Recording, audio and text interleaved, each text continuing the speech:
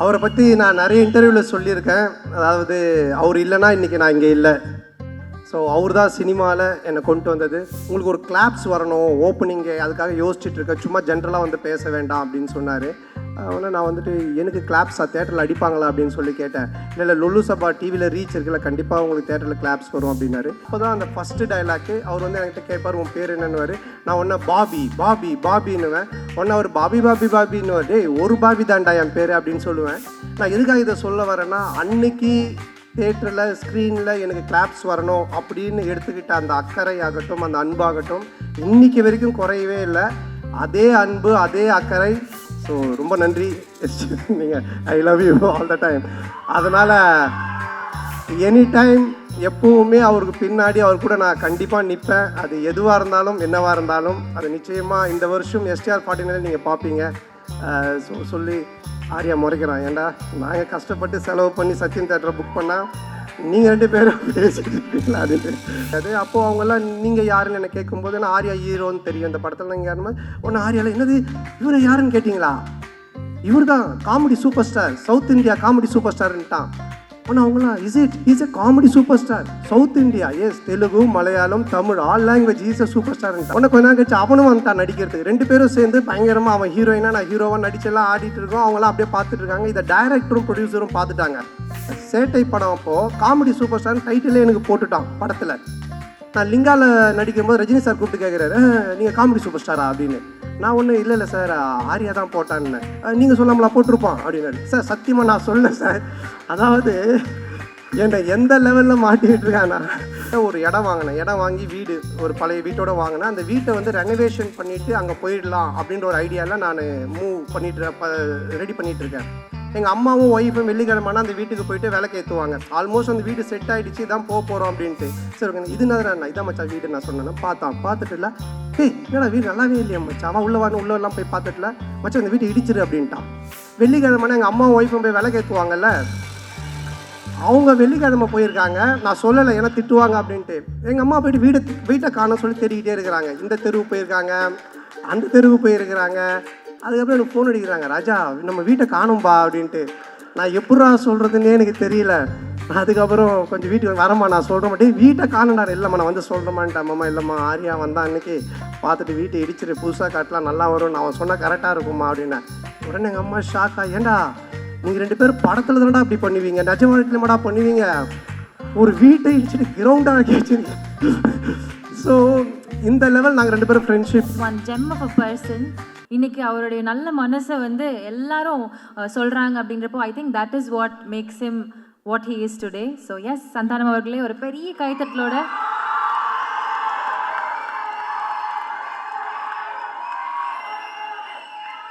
Sir before I கோ எனக்கு ஒன்று சொல்லணும் சார். இவ்வளோ படங்கள்லாம் ரொம்ப அழகாக இருந்திருக்கீங்க. 1 minute, இந்த படத்தில் ஐ திங்க் இன்னும் எக்ஸ்ட்ரா அழகாக இருக்கீங்க. I don't know how, but செம்ம அழகாக இருக்கீங்க சார்.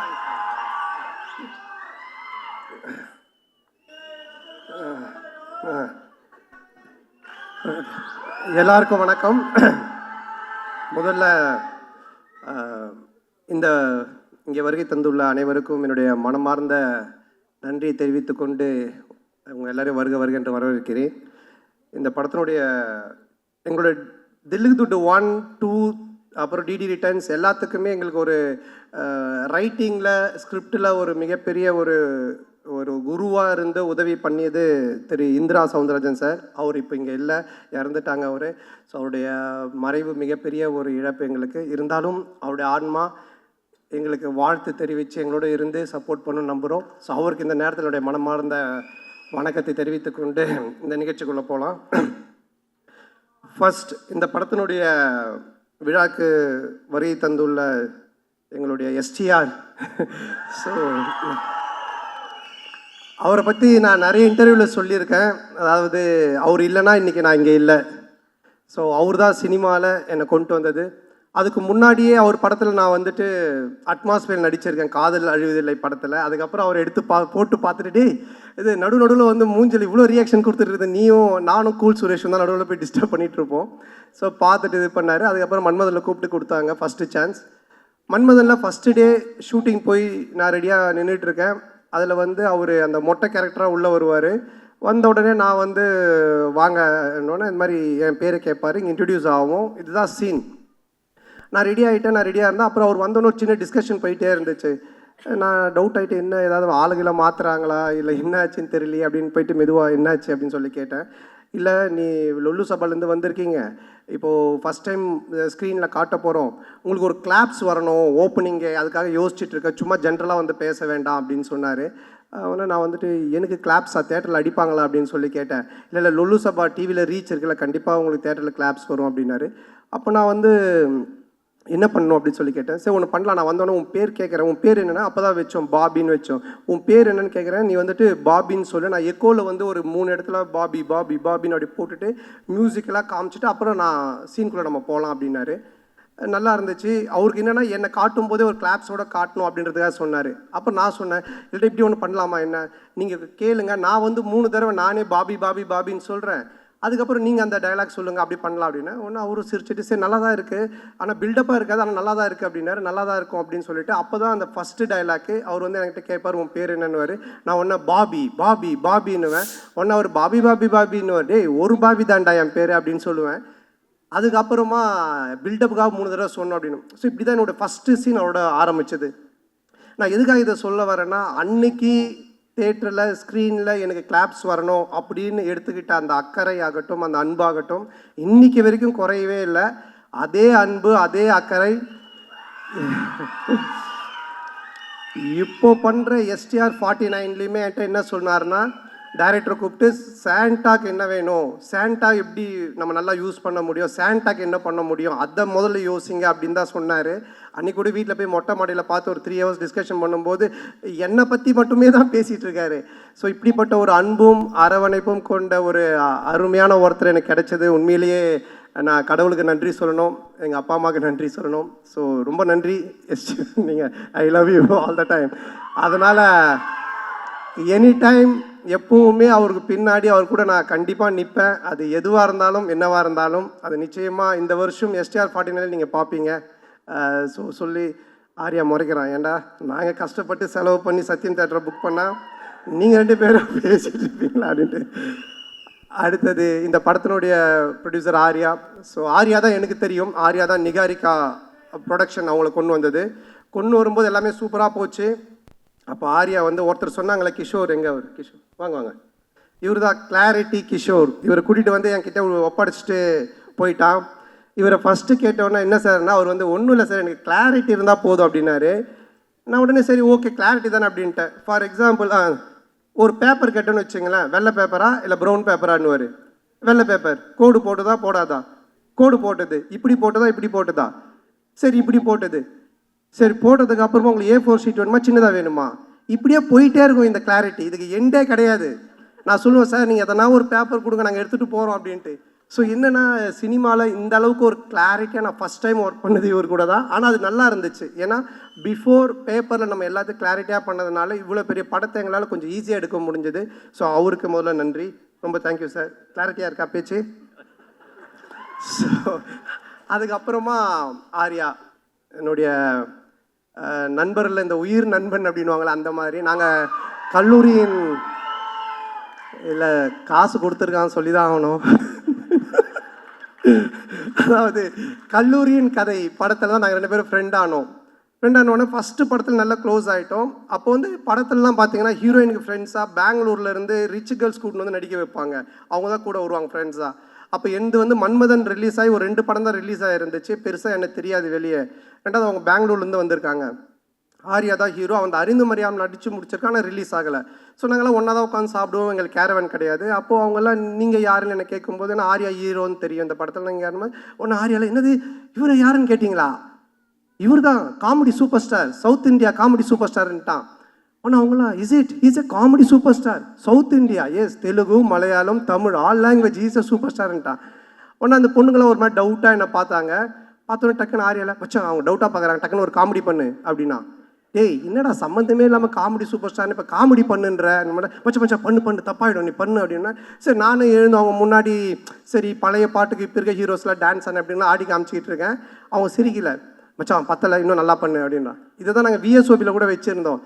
உடனே கொஞ்ச நேரம் கழிச்சு அவனும் வந்துட்டான் நடிக்கிறதுக்கு. 2 பேரும் சேர்ந்து பயங்கரமாக அவன் ஹீரோயினா நான் ஹீரோவாக நடிச்செல்லாம் ஆடிட்டு இருக்கோம். அவங்களாம் அப்படியே பார்த்துட்டு இருக்காங்க. இதை டைரக்டரும் ப்ரொடியூசரும் பார்த்துட்டாங்க. 2 பேரும் கூப்பிட்டு, என்ன சார் ஒரு ஹீரோ ஒரு காமெடின்னு அந்த பொண்ணுங்க முன்னாடி போய் டான்ஸ் ஆடினு காமெடி பண்ணிட்டு இருக்கீங்க அப்படின்போது, இல்லை சார் அவனை வந்து ப்ரூவ் பண்ண நான் சொன்ன மச்சான் என்னை ப்ரூவே பண்ண வேணாம், என்னை விட்டுரு, நான் காமெடினா இல்லாமல் கூட போகிறேன்ட்டு. அதுக்கப்புறமா அந்த காமெடி சூப்பர் ஸ்டார்ன்றதை அவன் விடவே இல்லை. சேட்டை படம் அப்போது காமெடி சூப்பர் ஸ்டார்னு டைட்டிலே எனக்கு போட்டுட்டான் படத்தில். நான் லிங்காவில் நடிக்கும்போது ரஜினி சார் கூப்பிட்டு கேட்குறாரு, நீங்கள் காமெடி சூப்பர் ஸ்டாரா அப்படின்னு. நான் ஒன்றும் இல்லை சார் ஆர்யா தான் போட்டான்னு. நீங்கள் சொல்லாமலா போட்டிருப்பான் அப்படின்னாரு. சார் சத்தியமாக நான் சொல்ல சார், அதாவது என்னை எந்த லெவலில் மாட்டிக்கிட்டு இருக்கானா. ஸோ எங்களோட ஃப்ரெண்ட்ஷிப் அந்த மாதிரி. ஆனால் இதெல்லாம் ஒன்றுமே இல்லை. இப்போ ஒரு மேட்ரு ஒன்று சொல்ல போகிறேன், அதை கேளுங்க. என்னாச்சுன்னா இந்த படம் ஆரம்பிச்சிட்டோம். இந்த மாதிரி ஆனந்த் போய் லைன் சொல்லிட்டான், ஆர்யாவுக்கு பிடிச்சி போச்சு, ஆர்யா சூப்பர் நம்ம பண்ணலாம் அப்படின்னு சொல்லிட்டான். சொல்லி முடிச்சுட்டு 6 மந்த் ஆகிடுச்சு. நான் அதுக்கப்புறம் டிடி ரிட்டர்ன்ஸ் முடிச்சுட்டு வடக்குப்பட்டி ராமசாமி அப்புறம் இங்கே நான் தான் கிங்கெல்லாம் முடிச்சிட்டேன். ஸோ அப்புறம் ஆர்யா வந்தான், அவங்க ஃபுல் ஸ்டோரி சொன்னாங்க, ஆர்யா கேட்டுட்டான். நான் இந்த இன்பிட்வீனில் ஒரு இடம் வாங்கினேன். இடம் வாங்கி வீடு ஒரு பழைய வீட்டோடு வாங்கினேன். அந்த வீட்டை வந்து ரெனோவேஷன் பண்ணிவிட்டு அங்கே போயிடலாம் அப்படின்ற ஒரு ஐடியாவில் நான் ரெடி பண்ணிகிட்ருக்கேன். எங்கள் அம்மாவும் ஒய்ஃபும் வெள்ளிக்கிழமைனா அந்த வீட்டுக்கு போயிட்டு விளக்கு ஏற்றுவாங்க. ஆல்மோஸ்ட் அந்த வீடு செட் ஆகிடுச்சு, தான் போகிறோம் அப்படின்ட்டு. ஆர்யா கதை கேட்டு முடிச்சுட்டு எங்கடா இருக்க அப்படின்னு சொன்னால், மச்சான் அந்த மாதிரி நான் இந்த ஒரு இடம் வாங்கியிருக்கேன்டா, அங்கே ஒரு வீடு இருக்குது, அது ரெனோவேஷன் பண்ணிட்டு இருக்கேன். சரி அங்கே நான் வந்துடுறேன் அப்படின்ட்டு அங்கே வந்தோம். வந்து மச்சான் படம் சூப்பராக, அது கதை நல்லா நம்ம பண்ணிடலாம், எவ்வளோ செலவுனாலும் பிரச்சனை இல்லை, செம்மையாக பண்ணிடலாம்.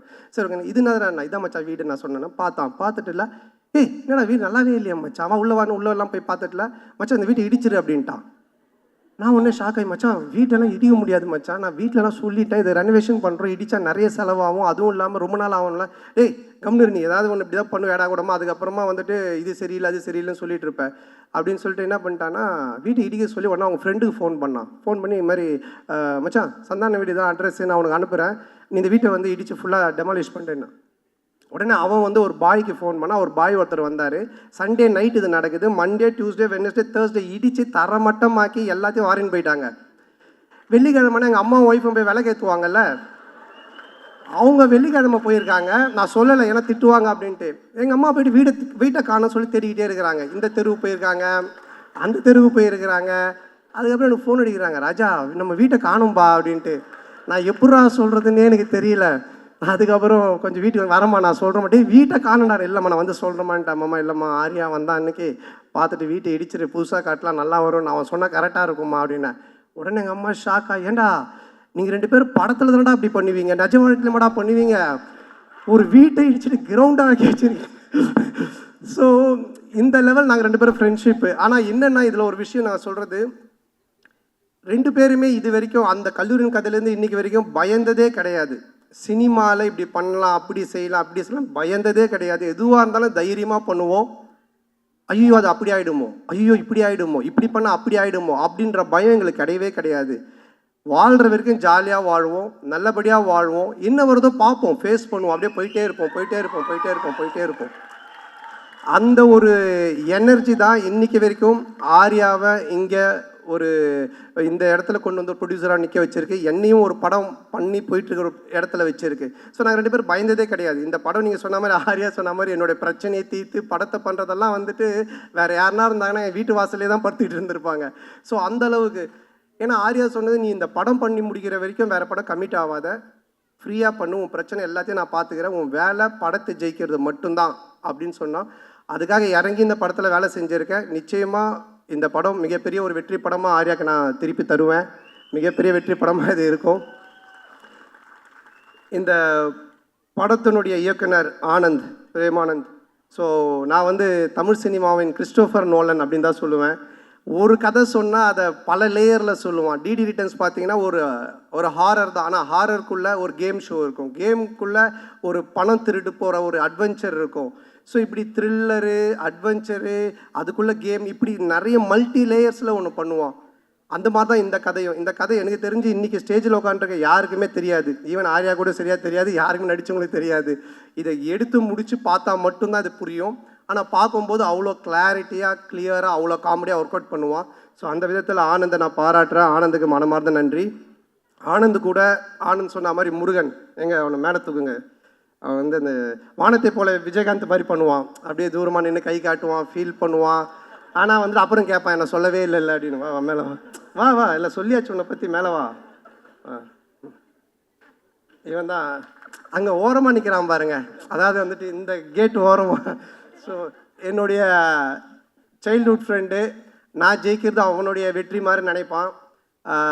இதில் வர எல்லா காமெடி சீக்வன்ஸ் எல்லாமே இவன் பண்ண ஒரு விஷயந்தான், டீம் ஒர்க்கு. ஆனால் இவன் பிடிச்சிருக்கான். ஸோ அப்புறம் சேது நீயும் மேடைக்கு வா. சேது வா பரவாயில்ல வா.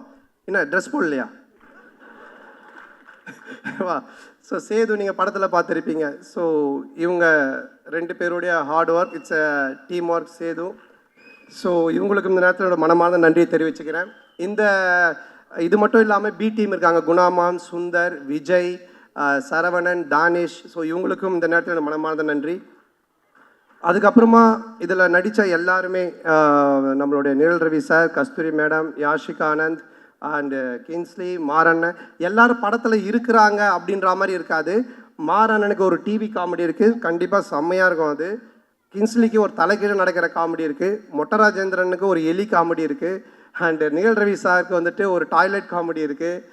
ஸோ யாஷிகா ஆனந்துக்கு ஒரு பாட்டில் காமெடி இருக்குது, நம்ம கஸ்தூரி மேடம்க்கு ஒரு புக் காமெடி இருக்குது. இப்படி நான் சொல்கிற மாதிரி இந்த காமெடிலாம் நீங்கள் நோட் பண்ணி வச்சுக்கோங்க. தேட்டரில் கண்டிப்பாக பயங்கர கிளாப்ஸ் வரும், நீங்கள் என்ஜாய் பண்ணுவீங்க. ஸோ எல்லாருக்குமே காமெடி வந்து அவ்வளோ நல்லா ஒர்க் பண்ணியிருக்காங்க, ரொம்ப நல்லா ஒர்க் ஆகிருக்கு. அப்புறம் இந்த படத்தினுடைய technician cameraman sir Deepak sir, எங்களுடைய டீம் அவருடைய வேரியேஷன், நாங்கள் லைனாக ஹாரர் படம் பண்ணாலும் அவரோட அதில் ஒவ்வொன்றுத்துலேயும் ஒரு வேரியேஷன் காமிச்சிக்கிட்டே இருப்பார். ரொம்ப பொறுப்பானவர், ரொம்ப கரெக்டாக எல்லாத்தையும் பார்த்து பண்ணுவார், ரொம்ப செலவு பண்ணாமல் கரெக்டாக பண்ணுவார். ஸோ ரொம்ப என்னை அழகாக ரொம்ப நல்லா காமிச்சிருக்காரு இந்த படத்தில். ஸோ அவருக்கு என்னுடைய மனமார்ந்த வாழ்த்துக்கள். அவருடைய டீம் பாலாஜி, கார்த்தி அண்ட் கிளின்டோ, அவங்களுக்கும் வாழ்த்துக்கள்.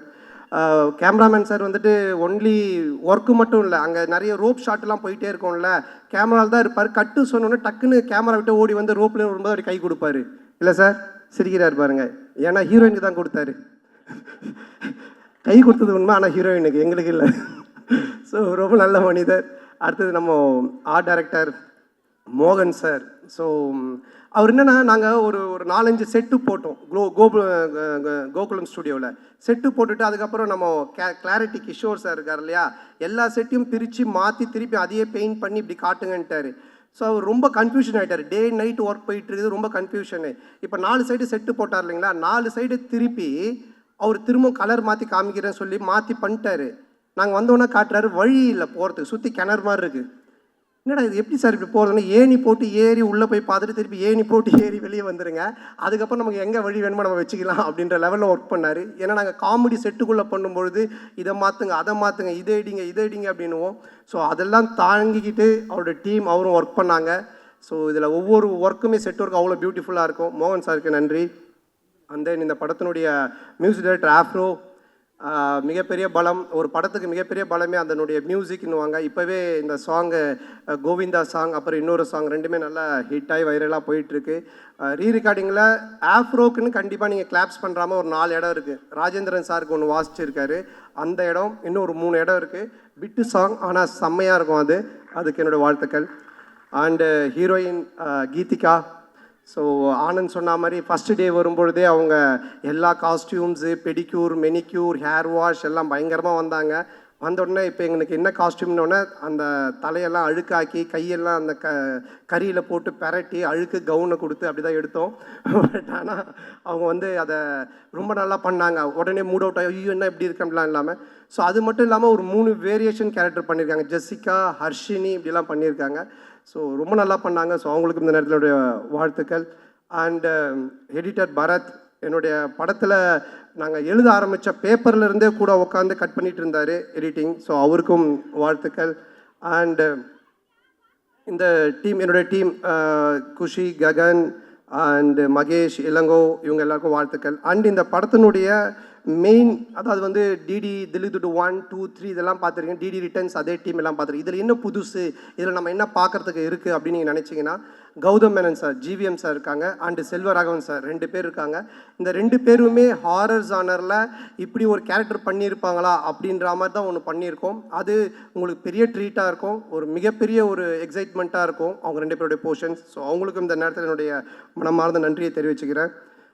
And then stunt master Selva and Hari master அவர்களுக்கும், டிசைனர் தினேஷ் அண்ட் எல்லாருக்குமே இந்த நேரத்தில் என்னுடைய மனமார்ந்த நன்றி தெரிவிச்சுக்கிறேன்.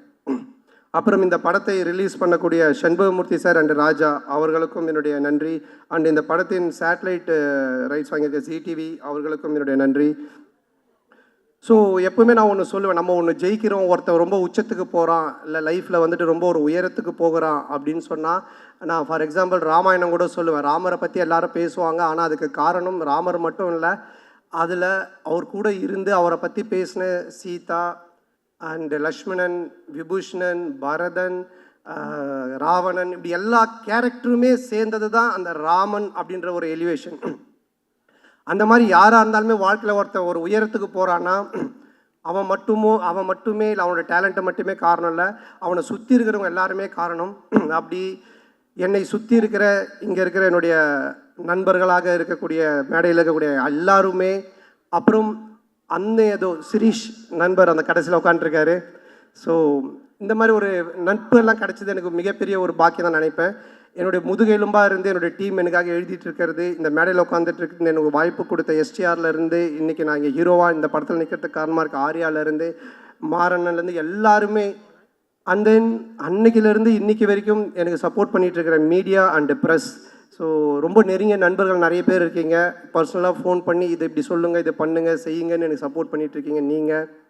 அதுக்கப்புறம் ரொம்ப என்ன சொல்கிறது, நம்ம ஃப்ரெஷ்ஷாக ஜாலியாக ஒன்று ஒர்க் பண்ணால் நம்ம குடும்பம் ஃபஸ்ட்டு ஹாப்பியாக நம்மளை வச்சுக்கணும். ஸோ என்னுடைய அம்மா, என்னுடைய மனைவி, என்னுடைய குழந்தைகள், ஸோ அவங்களுடைய இன்புட்ஸ், அவங்களுடைய அன்பும் அரவணைப்பும். அப்புறம் 12 வருஷம் கழித்து ஒருத்தன் படம் வந்து அந்த காமெடியை ரசிக்கிறீங்கன்னா, என் மேலே அளவு கடந்த அன்பு வச்சிட்ருக்கிற என் உயிரினும் மேலான அன்பு சொந்தங்களாகிய என்னுடைய ரசிகர்கள் நீங்கள் தான். ஸோ உங்களுடைய இந்த ஒரு அன்பும் மிக முக்கிய ஒரு காரணம். அதுவும் இல்லாமல் இன்றைக்கி ஃபங்க்ஷனில் ரொம்ப நாளைக்கு அப்புறம் என்னுடைய சொந்தங்களை கூட்டின்னு வந்திருக்கேன். மாமா, அக்கா, அண்ணன், சித்தி, அத்தை, மாமான்னு. ஸோ அவர்களுக்கும் எல்லா குட்டீஸ்க்கும் இந்த நேரத்தில் என்னோடய மனமார்ந்த நன்றி தெரிவிச்சுக்கிறேன். May 16th ரிலீஸ் ஆகுது. டெஃபினட்டாக படம் உங்கள் எல்லாரையும் மிக பெரிய லெவலில் திருப்திப்படுத்தும். நல்ல காமெடி ஒர்க் பண்ணியிருக்கோம். நீங்கள் தேட்டரில் போய் பாருங்கள், பயங்கரமாக என்ஜாய் பண்ணுவீங்க. டிடி ரிட்டர்ன்ஸை விட ட்ரிபிள் மடங்கு உங்களுக்கு ஒரு ட்ரீட் இருக்குது. அதை வந்துட்டு ரொம்ப ஆணித்தனமாக நான் சொல்லுவேன். ஸோ டெஃபினட்டாக நல்லா என்ஜாய் பண்ணுவீங்க. அது மட்டும் இல்லை, கொஞ்சம் பார்த்து பண்ணுங்கள். என் காசாக இருந்தால் பரவாயில்ல, நண்பன் காசு. ஸோ அதனால் இந்த வாய்ப்புக்கு நன்றி கூறி, மற்றும் வேறு யார், நம்ம மதன் டீம், மதன் அண்ட் பரத், என்னோட டீம் ப்ரொடக்ஷன் டீம் பார்த்துக்கிற Bharath, Kishore and Dev and Krishna, Jai. So அவங்களுக்கும் இப்படி எல்லாரும், மற்ற யார் பேர்லாம் நான் விட்டுருக்கேன்னு தெரியல, எல்லாருக்கும் ஸோ எல்லாருக்கும் என்னுடைய மனமார்ந்த நன்றி தெரிவித்து விடைபெறுகிறேன். May 16th மறக்காமல் தேட்டரில் போய் பாருங்கள். நல்ல படம், பயங்கரமாக என்ஜாய் பண்ணுவீங்க. ஃபேமிலியோட, குழந்தையோட பாருங்கள். குழந்தைங்களுக்கு தான் மெயினாக நிறைய சீக்வன்ஸ் ஒர்க் பண்ணியிருக்கோம். பயங்கரமாக என்ஜாய் பண்ணுவீங்க. தேங்க்யூ, தேங்க்ஸ், நன்றி. Thank you so much sir. So yes, so நம்ம எல்லோரும் வெயிட் பண்ண அந்த மொமெண்ட் வந்தாச்சு.